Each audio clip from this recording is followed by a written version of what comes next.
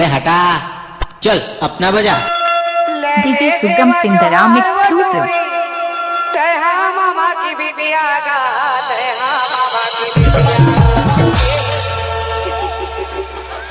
DJ सुगम सिंधराम exclusive.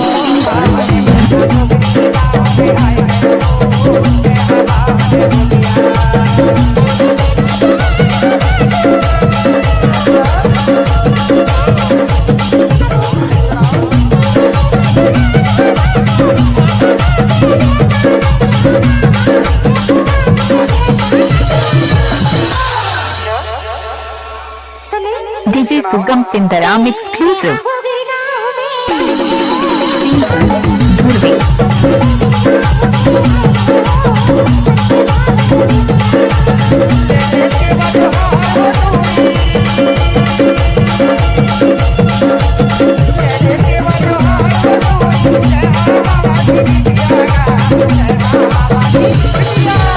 सुगम सिंधराम gram बसिया जिला मंडला वाले। मैं पहली बार तुम्हारे घोगरी गांव में आया हूँ। अच्छा, एक बार सेवा जोहार ले ले, सेवा जोहार ले ले टूरी।